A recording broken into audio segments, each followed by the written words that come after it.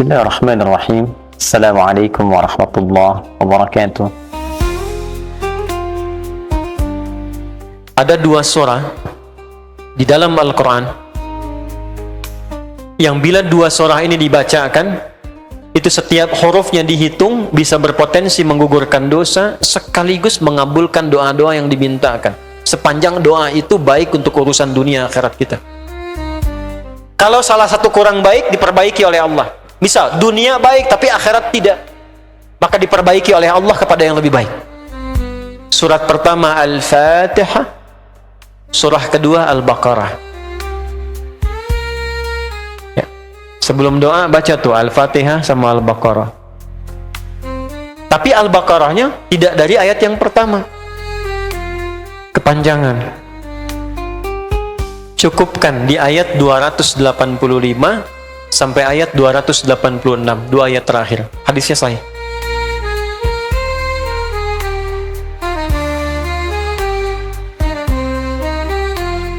Ini informasi saja.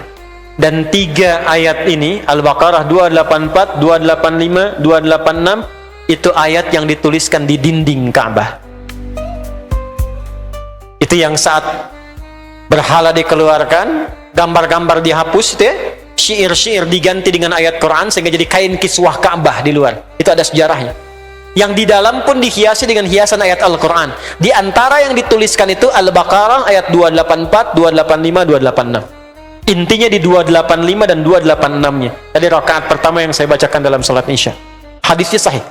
Itu spesial malaikat Jibril turun kepada Nabi Muhammad SAW mengabarkan kabar gembira siapa yang membiasakan membaca Al-Fatihah.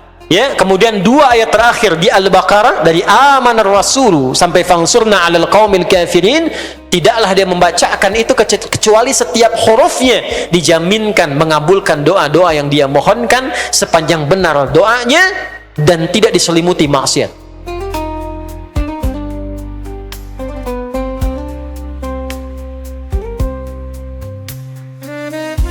Ini maaf ya, ini saya minta maaf dulu nih. Kalaupun Anda benar doanya khusyuk sampai nangis, tapi ada selimut maksiat dalam permohonan doa itu pengabulannya mental lagi. Hadisnya sahih. Thumma dzakara rajula yutilu as-safara ash'atha aghdara yamuddu yadayhi ila as-sama' fayaqulu ya rabb فقال رسول الله صلى الله عليه وسلم أن يستجاب لذلك فمطعمه حرام مشربه حرام ملبسه حرام وغذي بحرام فأن يستجاب لذلك. رواه مسلم.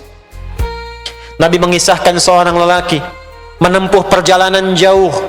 Awas, menempuh perjalanan panjang untuk ketaatan itu mempercepat doa dikabulkan 2 kali lipat dibanding orang biasa. Makanya kalau ada orang mau ke Mekah umrah, mau haji, titip doa.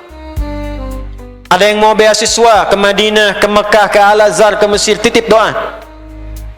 Saya biasanya kalau mau berangkat umrah, Ustaz titip doa, ayo tulis banyak tuh. Nggak saya baca, saya simpen aja. Ntar dekat Ka'bah, ya Allah Engkau Maha mengetahui.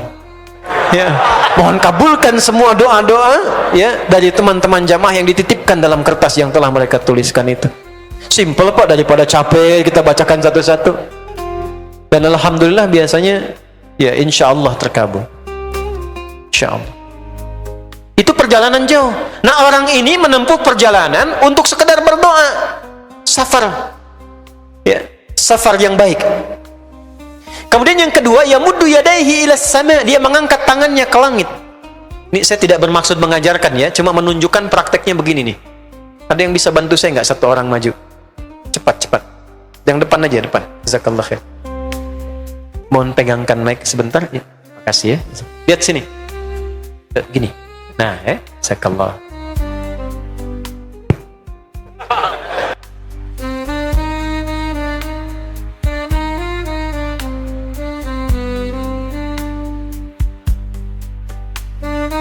Ada seorang bertanya pada Nabi sallallahu alaihi wasallam, hadis sahih, "Ya Rasulullah, bagaimana pendapatmu dengan seseorang yang meminta kepada Allah dengan mengangkat tangan?" Atau kama qala. Lalu Nabi mengonfirmasi, bertanya balik, bagaimana kalau ada seseorang memohon kepada Anda dengan mengangkat tangannya? Pak, tolong Pak, tolong Pak, tolong, gitu kan? Di depan rumah Anda 1 jam begitu, Pak, tolong Pak. Kira-kira Anda beri atau tidak? Minimal kalau Anda nggak punya kemampuan, Anda referensikan atau beri sesuai kemampuan Anda kan? Angkat tangannya. Dia jawab, saya malu kalau nggak ngasih. Apa kata Nabi? Innallaha hayyun karimun. Allah itu lebih punya sifat peka untuk merasakan malu pada hambanya kalau dia tidak memberi ketika hambanya mengangkat kedua tangannya.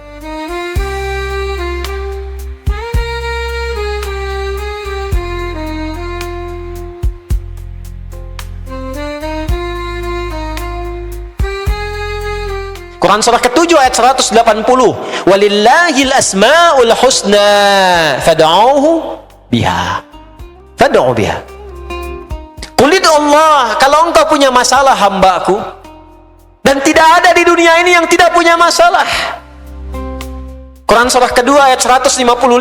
Wala nabluwannakum bisyai. Setiap yang hidup itu aku pasti akan uji dengan masalah. Itu kata Allah. Jangan disimpan sampai di situ, teruskan. Bukan untuk membebani hambaku dengan masalah, tapi untuk menaikkan kualitas hidupnya sehingga menjadi lebih baik. Jadi ketika Allah titipkan masalah itu, bukan ingin membuat kita bermasalah, tapi dengan masalah itu kita diuji supaya kualitas hidup kita menjadi lebih baik.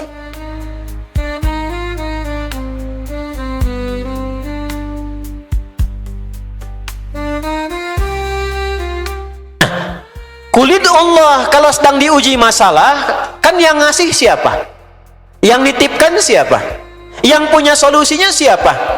Kalau Anda tahu yang punya solusinya Allah, kenapa curhatnya bukan kepada Allah? Kan sudah dicontohkan di Quran, kalau punya masalah curhatin ke Allah. Quran surah 12 ayat 86. Sejak era Nabi Yakub, masalah di rumah tangga, anak bermasalah, curhatnya pada siapa? Allah. Innama ashku bathi wa huzni ilallah. Aku tuh kalau punya masalah, sesedih apapun, curhatnya Allah.